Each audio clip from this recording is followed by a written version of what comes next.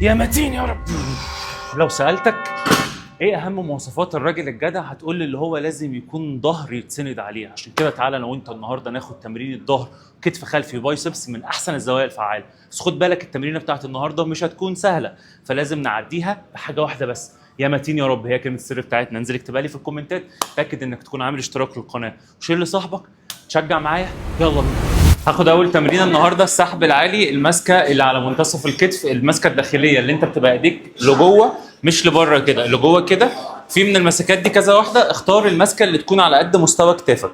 هدفي النهارده اللي انا اركز على اللاتس اكبر حاجه ممكنه طول فتره التمرين، يعني هختار الزوايا اللي تشغل لي عضلات اللاتس علشان اركز ان العرض بتاع الظهر بتاعي يزيد.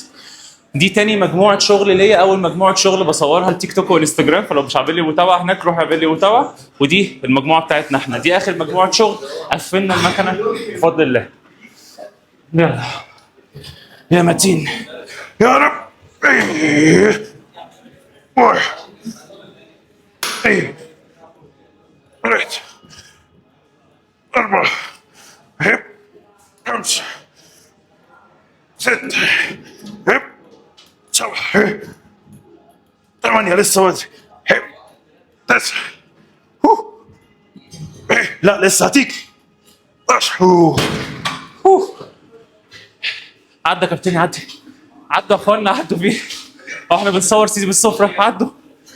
قفلنا المكنه الحمد لله، جبنا 12 عده او 11 عده انا مش متذكر، بس حلو اللي احنا قفلنا المكنه باداء صحيح. البالكنج اشتغل يا كابتن، البالكنج اشتغل يا كابتن، عشان مناخيري فيها مشكله. 3 دقايق راحه، خش على المجموعه اللي بعدها. سجل معايا يا كابتن، هدخل تاني تمرينه سحب ارضي ضيق بالماسكه الضيقه. ويا سلام بقى لو تبقى الماسكه دي اللي هي فلات ما فيهاش اي حاجه علشان ما توجعلكش صوابع ايديك. وبالمناسبه دي الايدين بتاعت البودي بيلدر الشقيان، ايدين يعني شقيان. تعال نخش تاني مجموعه. اول مجموعه زي ما قلت لك بصورها الانستجرام كل يوم بنزل عليها اسئله جديده، بنتكلم في كل حاجه ليها علاقه بكمال الاجسام والفتنس، فروح اعمل لي متابعه هناك. اسم الانستجرام بتاعي كوتش احمد عجلان، موحد في كل حاجه على فكره، فروح اعمل متابعه هناك لحد ما نحط الوزن. تعالى كده اوريك هنحط كام. تعالى، بحب الحركه دي قوي. سلام سلام. 100 كيلو، ماما ميا. طبعا مش هنقدر نشيل حاجه من غير كلمه السر. يا متين. واحد اثنين ثلاثة أربعة خمسة ستة سبعة ثمانية تسعة 10. واو الحمد لله، 100 كيلو لعبنا بيهم. دي المجموعه الثانيه والاخيره. التمرينه بتاعت النهارده كلها من اولها لاخرها مجموعتين فيلير، يعني فشل عضلي، حاجه تقيله بس قشطه. هنستريح 3 دقايق نخش بعديها التمرينه اللي بعدها، وهاخد نفسي. وعايز اقول لكم حاجه مهمه جدا، فهاخد نفسي ونرجع تاني. يلا. بعد ما خدنا نفسنا عايز اتناقش معاكم في موضوع مهم جدا جدا جدا جدا. الاشتراك بتاعي لو حد جه يسالني عليه السعر بتاعه هيلاقيه مش رخيص. ايه السبب اللي هو مش رخيص؟ يعني مثلا في حد كلمني النهارده وقال لي الاشتراك بتاعي انا لمده شهر 4 شهور عند مدرب تاني مشهور. ليه بقى ده بيحصل؟ اولا لان انا بعمل كل حاجه ليك انت بنفسي، كل حاجه من اولها لاخرها، برنامج تدريبي، برنامج غذائي، وبكون متابع معاك كل يوم. الناس التانيه بيبقى البرنامج بتاعها PDF، مش معمول فيديوهات زي اللي انا بعمله، غير اللي يبقى فيه فريق بيتابع معاك، مش المدرب الاونلاين اللي انت عارفه شخصيا. فانا بتابع معاك كل حاجه من اولها لاخرها، عشان كده الجوده عاليه شويتين 3. والناس التانيه جودتهم عاليه جدا على فكره، بس دي طبيعه ودي طبيعه. زي مثلا لو انت رحت في الجيم بتاعك عادي، في مدرب فولو معاك في الصاله كده بيلف، ممكن يديك تمرينه مقابل مبلغ معين، في مدرب تاني برايفت معاك هيقف معاك طول التمرينه. ده طبعا السعر بتاعه بيكون اغلى شويتين 3.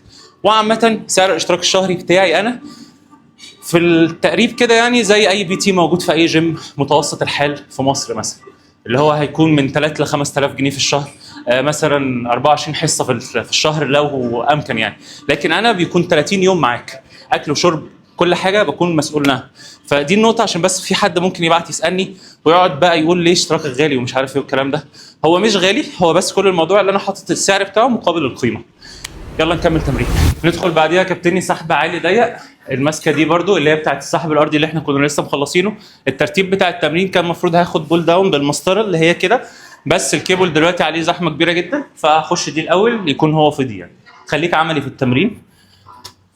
تعالى بقى كده نشوف هنحط كام كيلو. تعال حط 100 وان شاء الله نقفل 8 عدات باذن الله. يلا يا متين يا رب.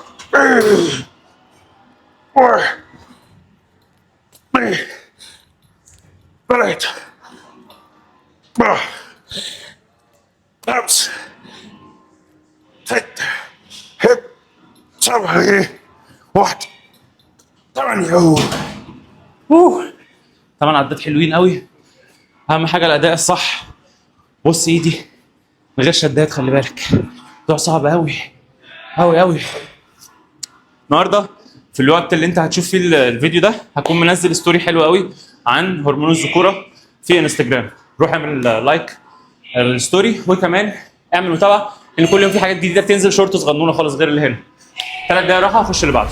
ادخل بعديها كابتني على الكرسي بتاع القطنيه. الكرسي ده فيه مشكله اللي هو الطول بتاعه ما بيكونش بيطلع وينزل، بس المفروض لما بتيجي تقعد على الكرسي بتخلي اخر الكرسي عند الحوض عندك عشان الظهر هو اللي يشتغل مش الجلوتس. بس انا هعمل تركايه حلوه كده. ثبت نفسي عادي وهاتني ظهري لتحت كده واسحب تاني. 1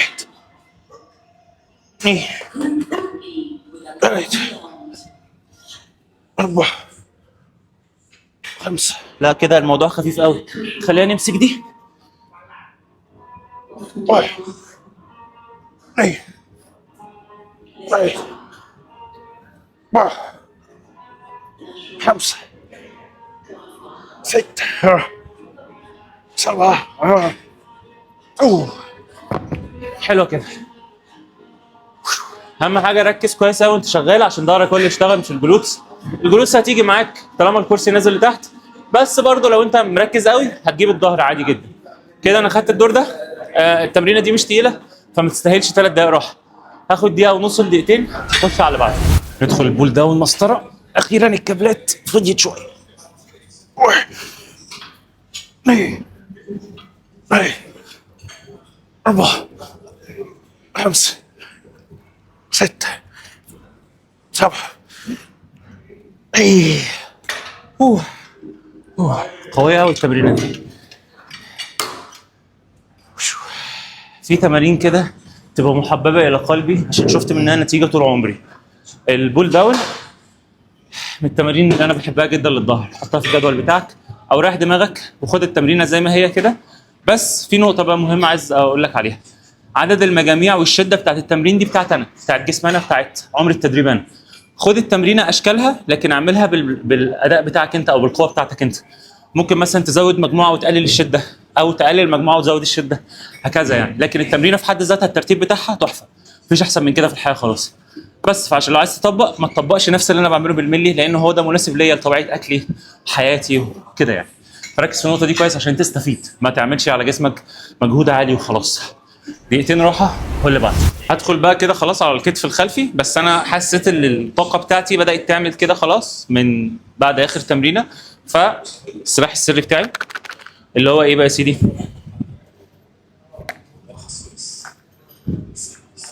ده زبيب، اللي هو العنب المجفف لو انت من دوله عربيه يعني، بس ده اسمه زبيب. الحلو اللي فيه اللي هو فركتوز سريع الهضم، فبيديك طاقه سريعه جدا. فانا بجيب 30 جرام معايا في الشنطه احتياطي، لو حسيت ان انا طاقتي بدات تقل بقوم ضارب لي 30 جرام افوق بعديها على طول. حلو.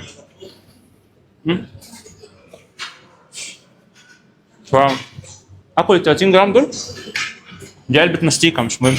اكل ال 30 جرام دول واشرب بق ميه، اخش مع كتف خلفي اوريك الفن. بس والنبي اديني فرصه اكل يعني، فرصه دقيقتين واجي. يلا ندخل بقى خلاص. اكلنا الزبيب وشربنا ميه، مش يعني خلاص بقى مش جايين نبت هنا. يلا بينا خش كتف خلفي. انا بما اني بقالي دلوقتي حوالي 10 دقائق بستريح، فاخد مجموعه كده ايه بوزن متوسط مش خفيف، بعد كده مجموعه ثانيه تقيله على طول. نقعد الاول اشوف محتاج ايه اللي يحصل في المكنه. محتاجه تنزل تحت شويه. عود نفسك وانت داخل تقعد. تعال تعال وانت داخل اقعد الاول ظبط المقاسات، بعد كده شيل الوزن بتاعك. ما تشيلش وزن على طول عشان تكون متاكد انك بعيد عن الاصابات باذن الله. يلا بسم الله. ايه ده؟ ايه ده؟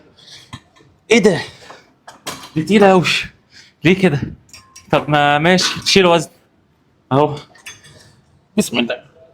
ايه، واحد كده ماشي، اتنين، تلاتة، أربعة، خمسة، ستة، سبعة، ثمانية، تسعة، 10. تمر. واحد، اتنين. هو ايه اللي حصل؟ انا كنت بلعب بالوزن ده زمان. ايه اللي حصل؟ ولا ممكن ما تبقاش المكنه دي بقى. بس انا كنت حاطط كام؟ دي انا دلوقتي كنت بلعب 25، كنت الاول حاطط باين 50 ولا حاجه زي كده. كتير قوي 50. المكنه دي تقيله قوي اصلا. فهمت. الحمد لله ما طلعتش ضعيف، الحمد لله. 3 دقايق راحه، نخش على الزاويه اللي بعدها. ندخل بعديها على البايسبس يا كابتني. انا هخش على الكابلات بالماسكه الايزي، ودي اول مجموعه شغل ليا. بسم الله. واحد، اثنين، ثلاثة، أربعة، خمسة، ستة، سبعة، ثمانية، 9، 10. الحمد لله. دي اول مجموعه شغل. هاخد مجموعه كمان شغل. الطاقه بتاعتي بدات تنحدر، بس الزبيب عامل معايا شغل كويس. فكده هاخد دقيقه ونص راحه لدقيقتين، لان عضلات البايسبس مش عضلات كبيره قوي. لا، انا اقعد مستريح عليها 3 دقائق و5 دقائق. دقيقتين كفايه. استريح دقيقتين، نخش على الزاويه اللي بعدها. ندخل على الهامر بالكيبل. انا بحب امسك الروب اللي هو الحبل يعني، واقف كوعي ثابت في جسمي واسحب لبره. 1، 2، 3، 4، 5، 6، 7، 8، 9، 10، 11، 12. عضلات اللي انا بستهدفها دلوقتي عضله اسمها البراكياليس ما بين البايسبس والترايسبس، فلما بتكبر بتزق الاثنين لبره، فالضخامه العضليه اكتريتها بتيجي من النقطه دي. فركز عليها كويس قوي لو عندك نحافه في الدراع. انا كده خدت دور هنا، فاضل لي دور كمان. هستريح وهخش على اللي بعده. ندخل بعديها على الترابيزه كفتني، وان شاء الله نقدر نعمل حاجه كويسه قوي قوي قوي. يلا. ايه، 1، 2، 3، 4، 5، 6، 7، 8، 9، 10. قوية قوية قوية. كده يا كابتني خدنا تمرين الظهر وكتف خلفي وبايسبس من احسن الزوايا الفعاله. كل اللي عليك انك تنتظم على التمرينه دي شهر 2 3، وصدقني هتلاقي نتيجه قويه جدا. تاكد انك تكون عامل اشتراك للقناه وتعمل لايك للفيديو علشان يوصل لناس اكتر. وكمان لو عندك سؤال في اي حاجه سيبهولي في انستجرام او على تيك توك، انا دايما متابع جيد جدا للاسئله بتاعتك. والحاجه اللي انا دايما باكد عليها، خليك عندك يقين بالله، هو الوحيد اللي هيكون جنبك ومعاك. لو محتاج برنامج تدريبي وغذائي مخصصين لاهدافك في اقل من 90 يوم تلاقي نتيجه، ابعت تسالني عن باقات تدريب الاونلاين. سلام.